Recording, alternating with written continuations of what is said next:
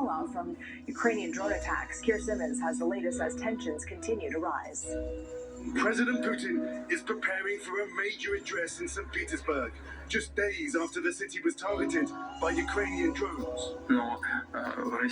Speaking this week, the Russian leader conceding he needs to strengthen the country's air defenses, but insisting Russia is gaining ground in Ukraine. In reality, the front lines remain all but frozen amid near daily exchanges of drone strikes. This ambulance driver making a lucky escape in Ukraine. Ukraine's President Zelensky writing an open letter to Putin, repeating his call for a face-to-face meeting, saying it's time to end this war that has now lasted more than 4 years. President Trump responding to the overture. I think it would be great if they met. They should. But the Kremlin quickly demanding Zelensky should come to them. Putin believes when he met with Trump in Alaska last August, they agreed Ukraine would surrender territory in exchange for security. It's an offer Kyiv has publicly ruled out. In a rare interview, a Russian oligarch who is under sanctions says Russia is under great economic pressure, but surviving. Whoever tells you sanctions do not work is wrong. 77-year-old billionaire Vladimir Yevtushenko says, I understand that sanctions will be lifted only when the armed confrontation comes to an end. This is a matter of time. Unfortunately, we may not live to see that time. The Ukraine aid package is moving forward. In the meantime, the House approved a bill that will give $8 billion in foreign military financing loans to Ukraine and NATO allies. It also imposes stiff sanctions on Russia. This legislation is expected to face an uphill battle as it now heads to the Senate. Turning now to the latest in the Middle East and the Iran war. The leader of the Iran-backed Hazbolla group rejected the latest ceasefire agreement between Israel and the Lebanese government. Hezbollah was not included in the agreement and is calling for a complete Israeli withdrawal. At the same time, President Trump says he is open to talks with Iran's supreme leader and claims progress has been made toward ending the fighting.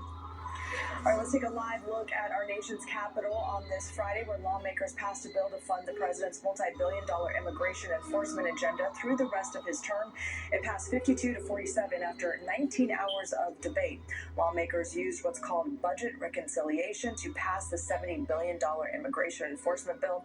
Republicans only need a simple majority, meaning no Democratic votes. Dozens of amendments were introduced targeting some of President Trump's agenda and attempting to put Republicans on the record about some controversial policies. Republicans fought like hell to please Donald Trump and his slush fund, but didn't lift a finger to help working Americans lower their costs. What we're about to do is fund the Border Patrol and ICE through the entire Trump term because you wouldn't help us.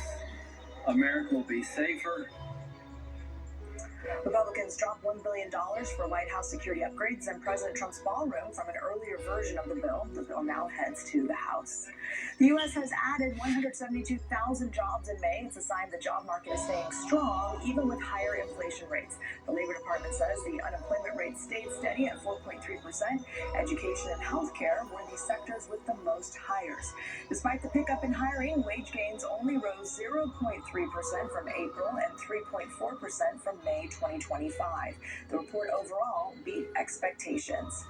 All right, let's take a look at Wall Street and how investors are reacting. And for the Dow Jones, not good. It's down 672 points right now. However, it is still above that 50,000 mark, pretty high, almost at 51,000. So not too bad. We just made a lot of gains over the last couple days. Well, right now, we are collecting items to send to active duty service members. KCRA 3 has once again teamed up with the American Red Cross for Operation Care Package. And meteorologist Ophelia Young is at the Roosevelt Auto Mall with what troops need the most and how all of us can help out. Ophelia?